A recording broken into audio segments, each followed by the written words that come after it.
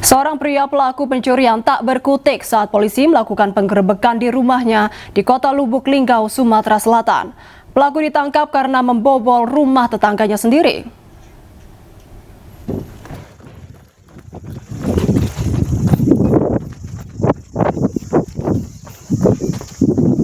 Inilah detik-detik polisi dari Polsek Lubuk Linggau Utara melakukan penangkapan pelaku pencurian di Kota Lubuk Linggau, Sumatera Selatan. Sejumlah anggota melakukan penggerebekan dan pelaku berhasil ditangkap. Dia ke belakang. Ada Pak, lagi pegang. Pelaku diringkus usai melakukan membobol rumah tetangganya sendiri. Akibat kejadian, korban mengalami kerugian mencapai puluhan juta rupiah.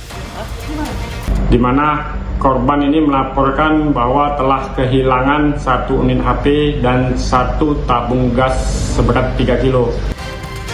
Akibat perbuatannya, pelaku terancam 5 tahun penjara. Dari Lubuk Linggau, Sumatera Selatan, Sudirman, iNews melaporkan. Petugas gabungan menggerebek kampung narkoba Bom Baru, Kecamatan Ilir Timur 2, Palembang. 5 orang yang diduga kurir dan pemakai berhasil ditangkap.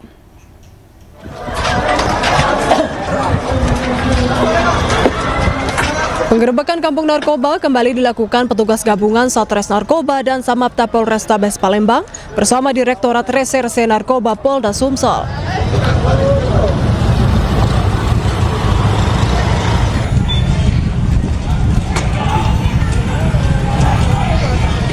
Petugas gabungan melakukan penggerebekan kampung narkoba Bom Baru, tepatnya di Jalan Slamet Riyadi, Kecamatan Ilir Timur 2, Palembang.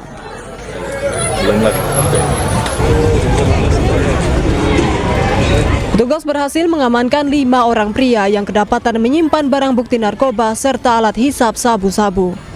Dan ini merupakan salah satu kampung narkoba yang sangat marak peredaran narkoba, baik pemakai ataupun sebagai pengedarnya.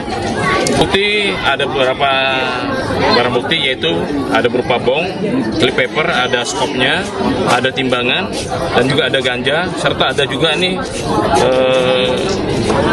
bungkusan-bungkusan dari paket-paket kecil. Sementara sejumlah terduga pelaku lainnya melarikan diri dan masih dalam pencarian. Dari Palembang, Muhammad David, iNews melaporkan. Seorang pemuda di Surabaya babak belur dikeroyak massa setelah kepergok mencuri sepeda motor milik Ustadz Pondok Pesantren. Ironisnya pelaku tidak dapat kabur saat terpergok karena ditinggal rekannya. Alamat mundi, sing jelas. Pelaku pencurian kendaraan bermotor warga Bulak Banteng, Surabaya ini babak belur dihajar massa setelah aksinya mencuri sepeda motor milik seorang ustadz dan pengasuh pondok pesantren Miftahus Sunnah di kawasan Jalan Kedung Tarukan, Kecamatan Tambak Sari, Surabaya. Pelaku tertangkap dan tidak dapat kabur saat terpergok. Sementara satu rekannya berhasil melarikan diri. Kedua pelaku merupakan residivis dengan kejahatan serupa. Satunya? Iya. Ditinggal temannya berarti? Ditinggal temannya. Untuk kejadian sebelumnya bersangkutan juga 2 orang. Teridentifikasi juga ciri-ciri sama. Ini warga mana pelakunya? Warga Surabaya, tapi wilayah bagian timur ya. Dari tangan pelaku, polisi menyita 1 unit sepeda motor korban sebagai barang bukti.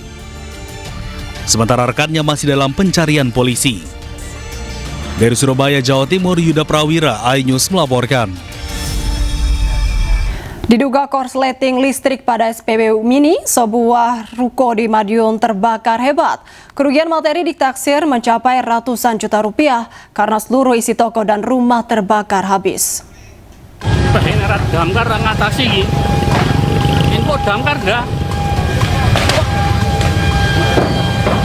Kebakaran hebat melanda ruko milik warga di Desa Sidorejo, Kecamatan Kebonsari, Madiun.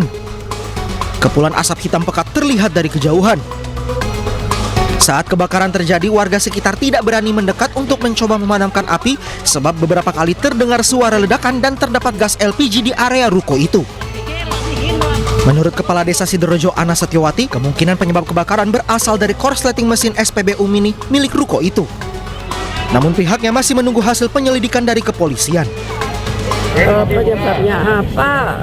Sebenarnya konslet aja, mungkin konslet alat pertamininya, karena memang mungkin lupa nutup waktu habis pengisian atau kebetulan memang di dalam ada barang-barang yang rentan untuk kesulut api, akhirnya cepatlah terbakar. Tadi menurut penyampaian masyarakat Jawa sebenarnya kecil apinya, tapi masyarakat mau eksekusi di awalnya juga ketakutan karena ada tabung gas juga di dalam seperti itu. Api baru dapat dipadamkan setelah unit pemadam kebakaran Satpol PP Kabupaten Madiun mengerahkan 4 truk pemadam. Tidak ada korban jiwa dalam peristiwa ini. Untuk kerugian material ditaksir mencapai ratusan juta rupiah karena seluruh barang dalam ruko terbakar habis. Dari Madiun, Jawa Timur, Arif Wahyu Effendi, iNews melaporkan. Jadi tersangka dan terbukti miliki 1 koper narkoba, ex-Kapolres Bima Kota dipecat tidak hormat, membuat 1 truk pengangkut sayur terguling dan 2 lainnya rusak parah.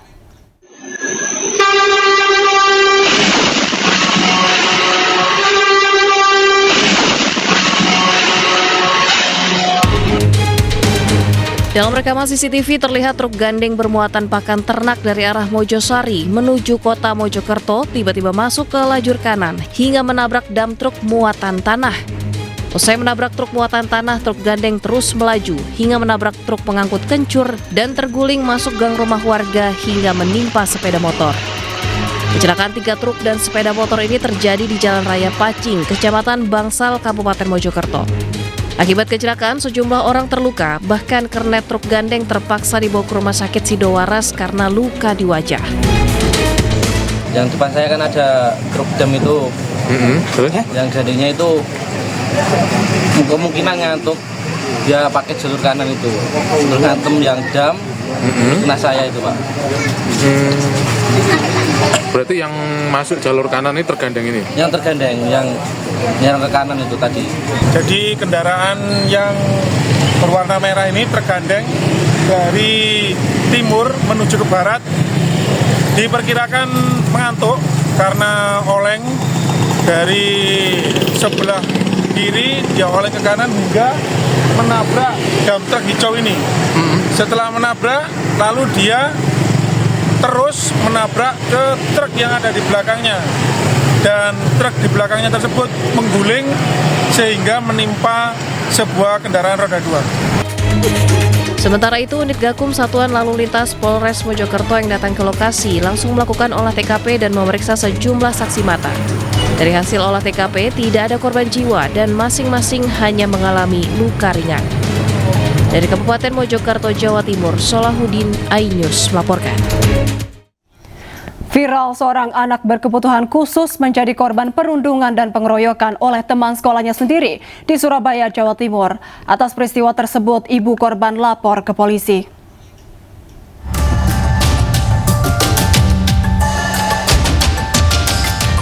Inilah aksi perundungan dan pengeroyokan kepada anak berkebutuhan khusus yang diduga dilakukan oleh teman sekolahnya di Surabaya, Jawa Timur. Akibat perundungan dan pengeroyokan, korban mengalami lebam di bagian mata dan beberapa anggota tubuh lainnya. Tak terima adanya pengeroyokan, sang ibu melaporkan peristiwa tersebut kepada pihak kepolisian Polrestabes Surabaya. Sang ibu tak kuasa menahan tangis saat menceritakan jika anaknya dipukuli teman-temannya. Sang ibu meminta keadilan. Kok katanya anak saya dikeroyok anak banyak, saya bilang gitu. Terus ini kepalanya bendol semua. Saya bilang gitu, terus ada luka cakar di sini. Peristiwa tersebut sudah dilaporkan ke pihak kepolisian Polrestabes Surabaya. Dari Surabaya, Jawa Timur, Rahmat Ilyasan, iNews melaporkan. Terpaksa menjalani Ramadan tahun ini dengan berbuka puasa di tenda pengungsian. Kondisi yang serba terbatas dan jauh dari kata layak jadi kenyataan pahit yang harus diterima.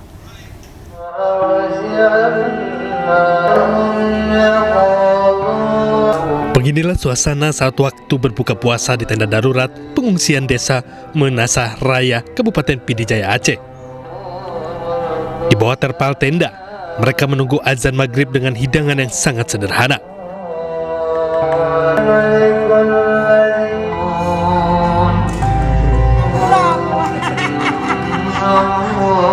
Tenda-tenda darurat ini menjadi tempat berteduh sekaligus tempat menjalani kehidupan sejak bencana banjir bandang dan longsor yang terjadi beberapa bulan lalu. Hingga saat ini banyak rumah warga masih tertimbun lumpur tebal. Sementara pembangunan hunian sementara yang disediakan pemerintah daerah belum sepenuhnya selesai. Namun hingga kini masih terdapat 120 kepala keluarga atau sekitar 500 jiwa yang bertahan di tenda darurat pengungsian. Mereka belum bisa kembali ke rumah karena kondisi bangunan yang belum pulih saat ini. Dengan kondisi seperti ini, gimana sih Pak? Hingga saat ini, para korban belum menerima bantuan dana tunggu hunian maupun kejelasan bantuan hunian sementara dari pemerintah. Akibat kondisi tersebut, sejumlah korban bencana terpaksa menjalani kehidupan di posko pengungsian dengan fasilitas yang minim dan tidak layak huni. Para pengungsi harus berbagi ruang istirahat serta fasilitas dasar termasuk kebutuhan mandi, cuci, dan kakus. Di sini kenapa masih bertahan di pengungsian? Karena belum ada realisasi dari pemerintah terkait dengan huntara ataupun dana tunggu hunian. Di sini kami juga meminta kejelasan daripada pemerintah untuk memberikan penjelasan kapan merealisasikan terkait dengan huntara dan dana tunggu hunian atau DTH. Tercatat sebanyak 13 kepala keluarga memadati aula kantor Kecamatan Kebayakan dan 2 kepala keluarga lain memadati ruang kelas bekas sekolah di Desa Gunung Balohen. Mereka berharap pemerintah segera merealisasikan bantuan dana tunggu hunian atau pembangunan hunian sementara agar mereka dapat menjalani ibadah Ramadan dengan lebih tenang serta memiliki tempat tinggal yang aman, nyaman, dan layak huni. Dari Kabupaten Aceh Tengah, Aceh, Yusradi, iNews melaporkan. Sekitar 500 warga Kabupaten PD Jaya Aceh untuk megang tas itu gitu. Rencananya sidang akan kembali digelar pekan depan dengan agenda pemeriksaan saksi dari kubu Amarzoni. Dari Jakarta, Salam Pulungan, Rama Romadona, iNews melaporkan. Jadi tersangka dugaan penyalahgunaan narkoba dengan barang bukti 1 koper narkotika, ex-Kapolres Bima Kota AKBP Didik Putra Kuncoro dipecat tidak hormat. AKBP Didik Putra Kuncoro hari ini menjalani sidang Komisi Kode Etik Divisi Propam Polri. Majelis Hakim Sidang Komisi Kode Etik Profesi Polri menjatuhkan putusan pemecatan atau pemberhentian dengan tidak hormat terhadap ex-Kapolres Bima Kota AKBP Didik Putra Kuncoro. Karopenmas Divisi Humas Polri Brigjen Truno Yudo Wisnu Andiko menyebut setelah mendengar putusan, AKBP Didik menyatakan menerima putusan tersebut. AKBP Didik telah ditetapkan sebagai tersangka dalam kasus dugaan tindakan penyalahgunaan narkoba. Dengan wujud perbuatan dan pada pasal-pasal yang dilanggar oleh terduga pelanggar, pada putusan sidang KKIP, yang pertama sanksi etika, yaitu perilaku pelanggar dinyatakan sebagai perbuatan tercela. Yang kedua, pada putusan sidang KKIP, sanksi administratif berupa penempatan dalam tempat khusus selama 7 hari terhitung mulai tanggal 13 sampai dengan 19 Februari 2026 di ruang Patsus Biro Provos Div Propam Polri dan telah dijalani pelanggar. Yang B, tadi A ya, pemberhentian tidak dengan hormat atau PTDH sebagai anggota Polri. Atas putusan tersebut, pelanggar di hadapan ketua dan anggota komisi pada putusan sidang menyatakan menerima. Melalui kuasa hukumnya, mantan Kapolres Bima AKBP Didik Putra Kuncoro menyampaikan surat pernyataan terkait dugaan kasus narkotika yang menjeratnya. Didik menegaskan tidak pernah memerintahkan anggotanya meminta uang kepada pihak tertentu, serta menyebut narkotika dalam koper yang ditemukan saat penggeledahan adalah milik pribadinya. Yang bertanda tangan di bawah ini, nama Didik Putra Kuncoro, SIK MSI, pangkat garing NRP AKBP garing 7903 1391 Tempat tanggal lahir Kediri 30 Maret 1979, umur 46 tahun. Alamat Taman Royal Arum, Kelurahan Poris, Kecamatan Cipondoh, Kota Tangerang, Banten. Dengan ini menyatakan, satu, bahwa saya menyatakan saya tidak pernah memerintahkan kepada saudara AKP Maulangi, SHMA, mantan Kasat Res Narkoba, Polres Bima Kota, untuk meminta uang kepada seseorang yang bernama Ko Erwin. Dua, bahwa saya tidak pernah memerintahkan kepada saudara AKP Maulangi, SHMH, mantan Kasat Res Narkoba, Polres Bima Kota, untuk bekerja sama dengan pihak manapun, juga termasuk orang yang bernama Ko Erwin, khususnya dalam hal mengedarkan maupun memperjualbelikan narkotika, psikotropika, atau segala jenis obat-obatan terlarang lainnya. Tiga, bahwa saya tidak pernah mengenal, tidak pernah bertemu, dan tidak pernah bekerja sama dalam bentuk apapun dengan seseorang yang bernama Ko Erwin. Empat, bahwa narkotika dan psikotropika yang terdapat di dalam koper yang ditemukan di rumah Dianita adalah milik saya pribadi dan tidak ada hubungannya dengan saudara AKP Maulangi SHMH alias Pak Eki, mantan Kasat Res Narkoba Polres Bima Kota. Demikian surat pernyataan ini saya buat dengan sadar dan penuh tanggung jawab. Badan Narkotika Nasional rekomendasikan pelarangan rokok elektrik atau vape seperti yang telah diterapkan di sejumlah negara. Rekomendasi ini disampaikan menyusul temuan indikasi kuat penyalahgunaan narkotika melalui perangkat tersebut.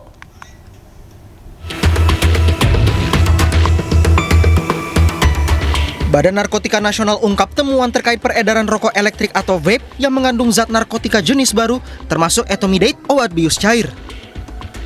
Dari hasil temuan BNN, vape menjadi salah satu media penyalahgunaan narkoba berdasarkan hasil uji sampel terhadap ratusan produk.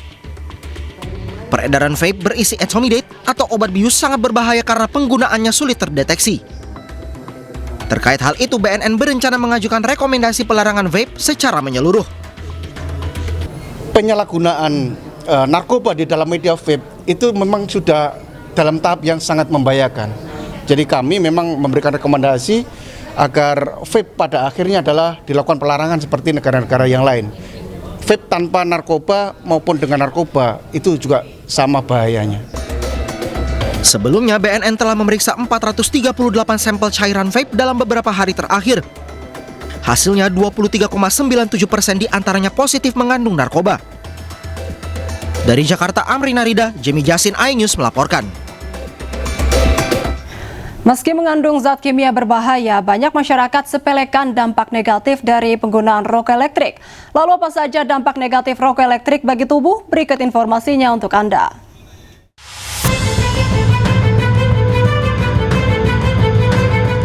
Pertama, kerusakan paru-paru. Zat yang menyebabkan penyakit popcorn lung atau bronchiolitis obliterans adalah diasetil. Zat yang sering ditambahkan dalam cairan rokok elektrik beraroma untuk meningkatkan rasa. Kedua, asam lemak masuk ke paru-paru. Pneumonia lipoid terjadi karena menghirup minyak yang terdapat dalam cairan rokok elektrik yang memicu respons inflamasi atau peradangan di paru-paru. Lalu ketiga, ketergantungan nikotin. Nikotin memicu pelepasan dopamin, hormon senang di otak, sehingga pengguna ingin terus menggunakannya. Keempat, pengaruhi perilaku dan kesehatan mental. Ketika seseorang kecanduan pada nikotin dan coba berhenti menggunakannya, tubuh dan otak mereka harus terbiasa untuk tidak memiliki nikotin.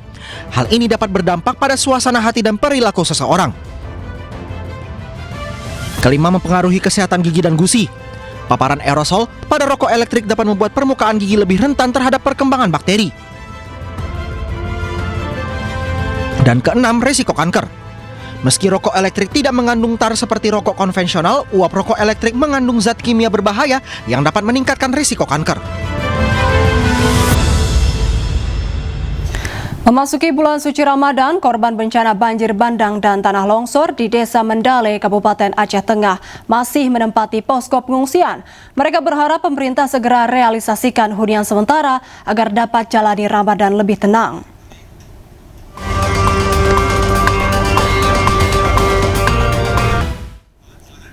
Belum 6 bulan jalani sanksi, Ahmad Sahroni kembali ditetapkan sebagai pimpinan Komisi 3 DPR RI. Sahroni menggantikan Rudi Mase yang mundur dari Partai Nasdem.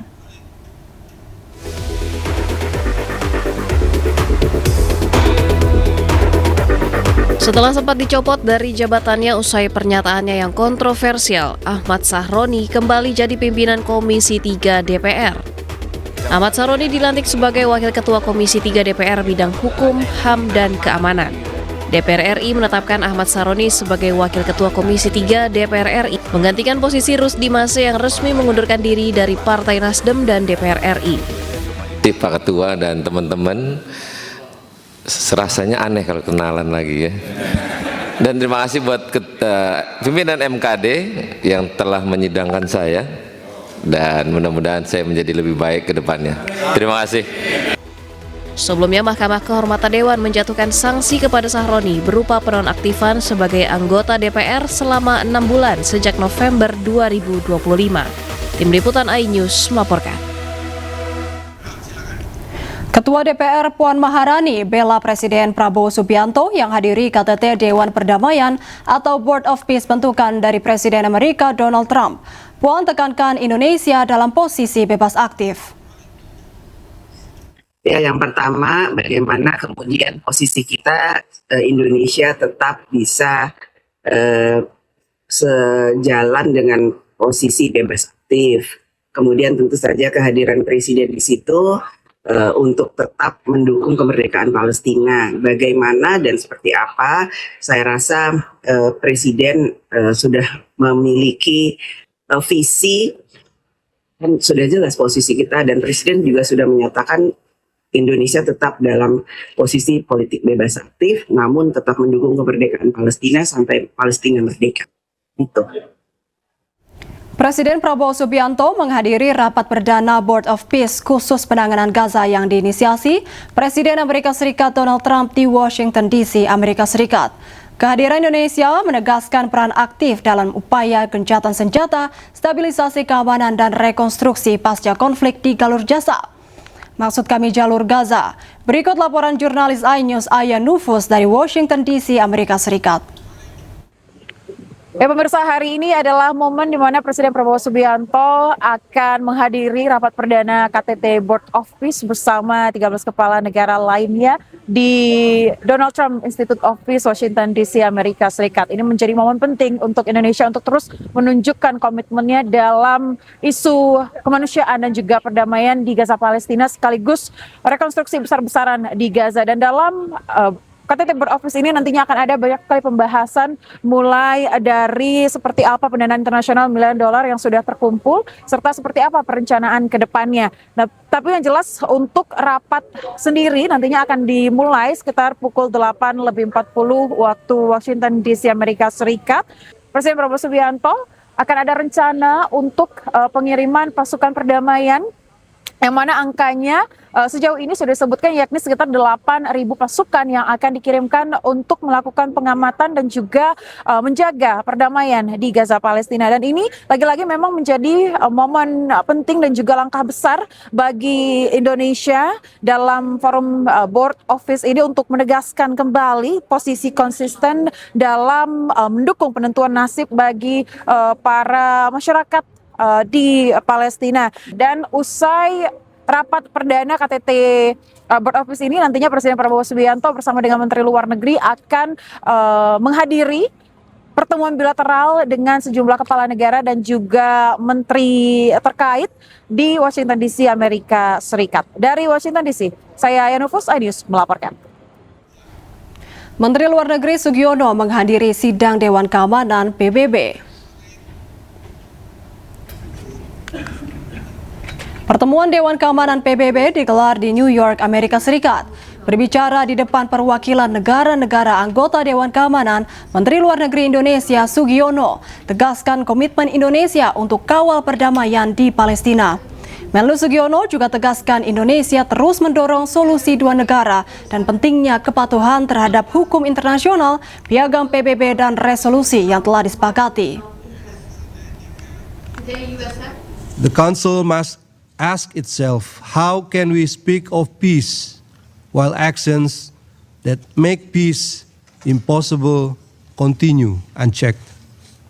Madam President, Indonesia remains convinced that a just and lasting peace can only be achieved through the two-state solution based on internationally agreed parameters. Indonesia will carry this message to the inaugural Board of Peace meeting tomorrow, and our engagement there will remain fully consistent with UN Charter and principles of multilateralism.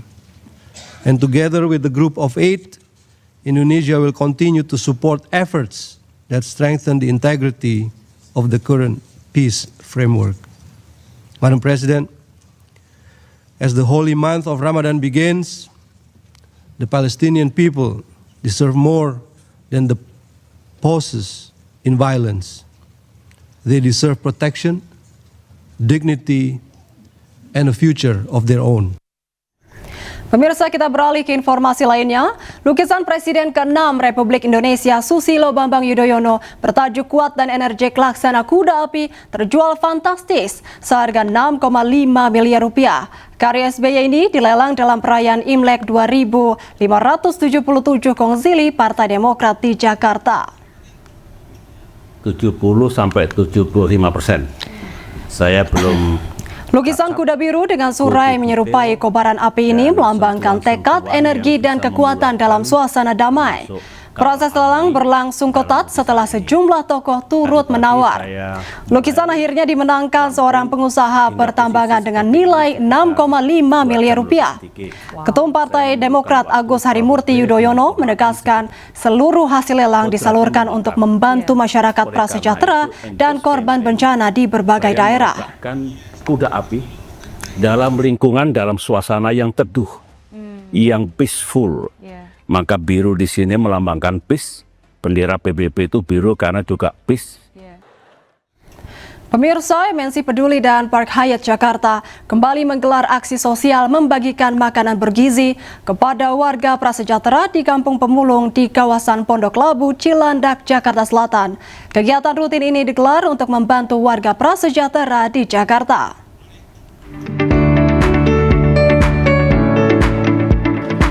Menyambut bulan suci Ramadan sekaligus memperingati Hari Gizi Nasional, MNC Peduli bersama Park Hyatt Jakarta membuat masakan lezat dan bergizi buatan Hotel Bintang 6 Park Hyatt Jakarta di Kampung Pemulung, kawasan Pondok Labu, Cilandak, Jakarta Selatan. Selain makanan tinggi gizi, masyarakat prasejahtera di kampung ini juga diberikan biskuit untuk stok makanan selama bulan puasa. Yang dibagikan kita ada bread, gitu, ada sejenis roti dan makanan pembuka seperti kayak ada siomay, ada appetizer yang lain lah, dan main course-nya kita ada protein. Ya, harapannya kita seluruh masyarakat harus lebih memperhatikan lagi lah seperti gizinya. Kampung Pemulung di kawasan Pondok Labu dihuni lebih dari 40 kepala keluarga yang menggantungkan hidupnya dari barang-barang bekas. Melalui program bakti sosial ini, warga merasa sangat terbantu karena dapat merasakan makanan yang lezat dan bergizi. Senang sekali, Kak. Kami sebagai warga lapak pemulung di Jalan Pondok Labu 1 merasa senang sekali karena ada kegiatan pembagian makanan. Yang kami terima hari ini ada daging, ada mie goreng, ada roti, ada telur, ada biskuit juga sabun. Alhamdulillah sangat membantu untuk anak-anak atau masyarakat dari Pondok Labu.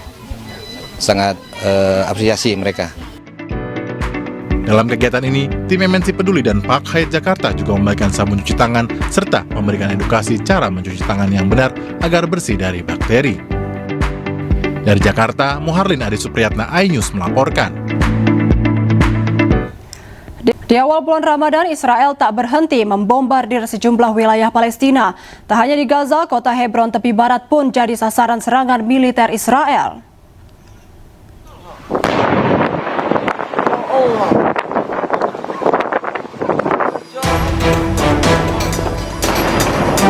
Tentara pendudukan Israel melancarkan serangan udara di kota Beit Umar, utara Hebron, tepi barat Palestina. Rekaman video memperlihatkan detik-detik rumah milik keluarga Walid Sabana di Beit Umar hancur setelah diledakkan oleh pasukan Israel. Ledakan tersebut memicu kepulan asap tebal dan puing bangunan berserakan di sekitar lokasi. Tak hanya melakukan serangan udara, pasukan pendudukan Israel juga terus melakukan penjarahan dan penahanan terhadap sejumlah warga Palestina. Dalam kondisi mata ditutup, sejumlah warga Palestina digiring masuk ke kendaraan militer Israel. Situasi ini terjadi di awal bulan Ramadan, bahkan setelah kesepakatan gencatan senjata antara Israel dan Hamas pada Oktober 2025 lalu. Memasuki bulan suci Ramadan, keluarga Palestina berbuka puasa di antara puing-puing reruntuhan bangunan Masjid Al-Abbas Palestina.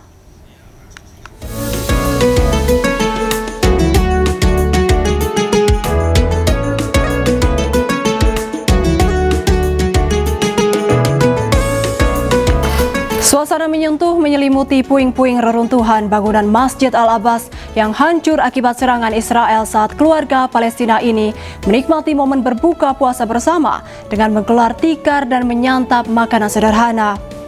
Kehangatan kembali terasa di area Masjid Al-Abbas yang sebelumnya dikenal sebagai salah satu tempat ibadah yang ramai dikunjungi umat muslim saat Ramadan. Kini sisa dinding dan kubah masjid jadi saksi bisu keteguhan keluarga Palestina di tengah konflik berkepanjangan antara Israel dan Hamas.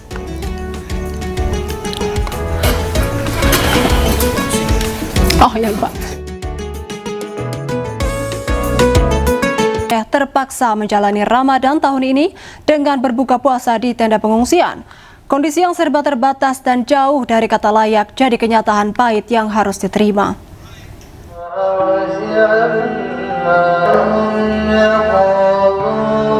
Beginilah suasana saat waktu berbuka puasa di tenda darurat pengungsian desa Menasah Raya, Kabupaten Pidijaya, Aceh. Di bawah terpal tenda, mereka menunggu azan maghrib dengan hidangan yang sangat sederhana.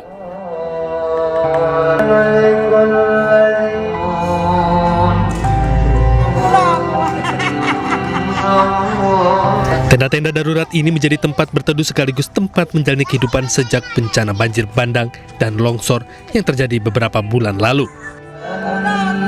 Hingga saat ini banyak rumah warga masih tertimbun lumpur tebal.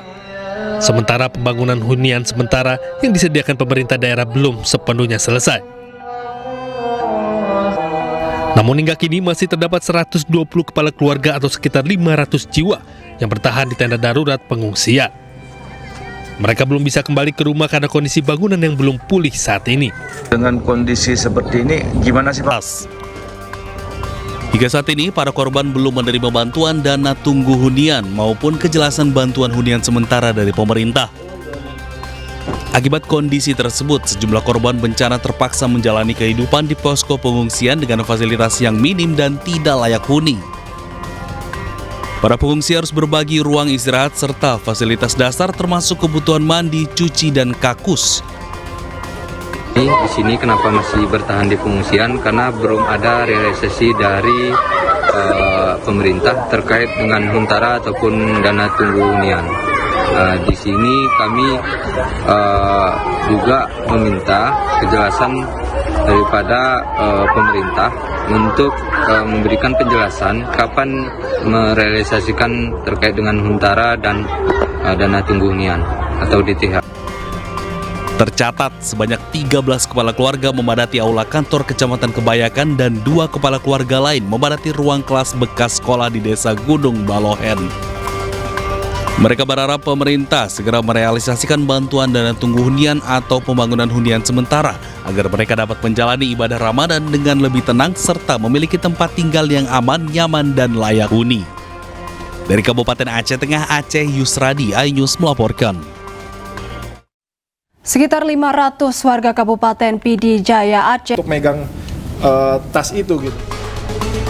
Rencananya sidang akan kembali digelar pekan depan dengan agenda pemeriksaan saksi dari kubu Amarzoni. Dari Jakarta, Salam Pulungan, Rama Romadona, iNews melaporkan. Jadi tersangka dugaan penyalahgunaan narkoba dengan barang bukti 1 koper narkotika, ex-Kapolres Bima Kota AKBP Didik Putra Kuncoro dipecat tidak hormat. AKBP Didik Putra Kuncoro hari ini menjalani sidang Komisi Kode Etik Divisi Propam Polri. Majelis Hakim Sidang Komisi Kode Etik Profesi Polri menjatuhkan putusan pemecatan atau pemberhentian dengan tidak hormat terhadap ex-Kapolres Bima Kota AKBP Didik Putra Kuncoro. Karopenmas Divisi Humas Polri Brigjen Truno Yudo Wisnu Andiko menyebut setelah mendengar putusan, AKBP Didik menyatakan menerima putusan tersebut. AKBP Didik telah ditetapkan sebagai tersangka dalam kasus dugaan tindakan penyalahgunaan narkoba. Dengan wujud perbuatan dan pada pasal-pasal yang dilanggar oleh terduga pelanggar, pada putusan sidang KKIP yang pertama sanksi etika, yaitu perilaku pelanggar dinyatakan sebagai perbuatan tercela. Yang kedua, pada putusan sidang KKIP sanksi administratif berupa penempatan dalam tempat khusus selama 7 hari terhitung mulai tanggal 13 sampai dengan 19 Februari 2026 di ruang Patsus Biro Provos Div Propam Polri dan telah dijalani pelanggar. Yang B, tadi A ya, pemberhentian tidak dengan hormat atau PTDH sebagai anggota Polri. Atas putusan tersebut, pelanggar di hadapan ketua dan anggota komisi pada putusan sidang menyatakan menerima. Melalui kuasa hukumnya, mantan Kapolres Bima AKBP Didik Putra Kuncoro menyampaikan surat pernyataan terkait dugaan kasus narkotika yang menjeratnya. Didik menegaskan tidak pernah memerintahkan anggotanya meminta uang kepada pihak tertentu, serta menyebut narkotika dalam koper yang ditemukan saat penggeledahan adalah milik pribadinya. Yang bertanda tangan di bawah ini, nama Didik Putra Kuncoro, SIK MSI, pangkat garing NRP AKBP garing 7903 1391. Tempat tanggal lahir Kediri 30 Maret 1979, umur 46 tahun. Alamat Taman Royal Arum, Kelurahan Poris, Kecamatan Cipondo, Kota Tangerang, Banten. Dengan ini menyatakan, 1, bahwa saya menyatakan saya tidak pernah memerintahkan kepada saudara AKP Maulangi, SHMA, mantan Kasat Res Narkoba Polres Bima Kota, untuk meminta uang kepada seseorang yang bernama Ko Erwin. 2, bahwa saya tidak pernah memerintahkan kepada saudara AKP Maulangi, SHMH, mantan Kasat Res Narkoba Polres Bima Kota, untuk bekerja sama dengan pihak manapun, juga termasuk orang yang bernama Ko Erwin, khususnya dalam hal mengedarkan maupun memperjualbelikan narkotika, psikotropika atau segala jenis obat-obatan terlarang lainnya. 3, bahwa saya tidak pernah mengenal, tidak pernah bertemu, dan tidak pernah bekerja sama dalam bentuk apapun dengan seseorang yang bernama Ko Erwin. 4, bahwa narkotika dan psikotropika yang terdapat di dalam koper yang ditemukan di rumah Dianita adalah milik saya pribadi dan tidak ada hubungannya dengan saudara AKP Maulangi SHMH alias Pak Eki, mantan Kasat Res Narkoba Polres Bima Kota.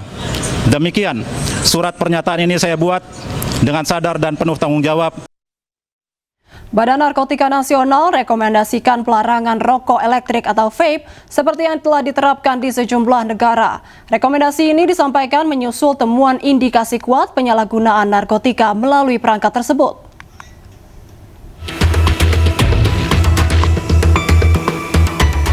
Badan Narkotika Nasional ungkap temuan terkait peredaran rokok elektrik atau vape yang mengandung zat narkotika jenis baru termasuk etomidate, obat bius cair. Dari hasil temuan BNN, vape menjadi salah satu media penyalahgunaan narkoba berdasarkan hasil uji sampel terhadap ratusan produk. Peredaran vape berisi etomidate atau obat bius sangat berbahaya karena penggunaannya sulit terdeteksi. Terkait hal itu, BNN berencana mengajukan rekomendasi pelarangan vape secara menyeluruh.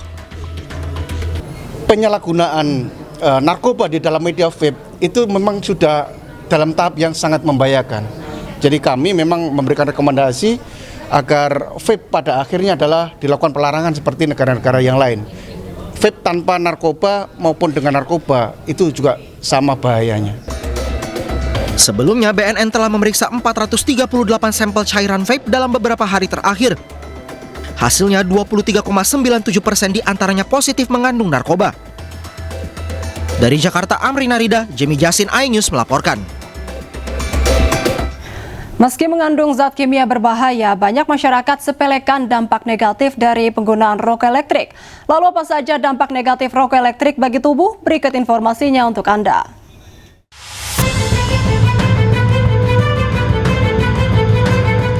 Pertama, kerusakan paru-paru. Zat yang menyebabkan penyakit popcorn lung atau bronchiolitis obliterans adalah diasetil.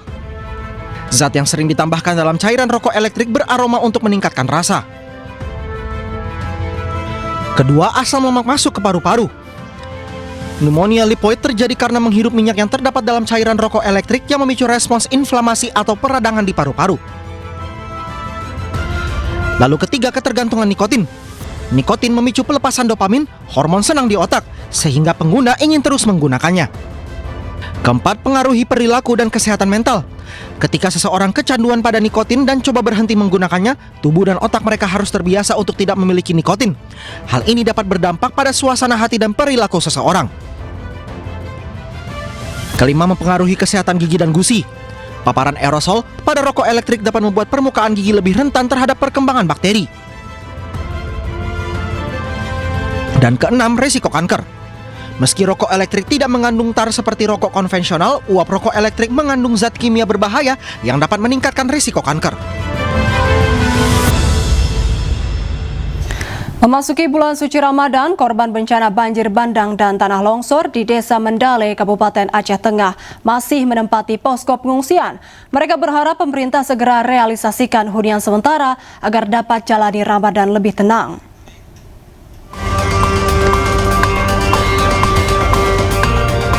Memasuki bulan keempat pasca bencana, korban bencana banjir bandang diserta tanah longsor di Desa Mendale, Kecamatan Kebayakan, Kabupaten Aceh Tengah masih memadati posko pengungsian sementara dengan kondisi serba terbatas.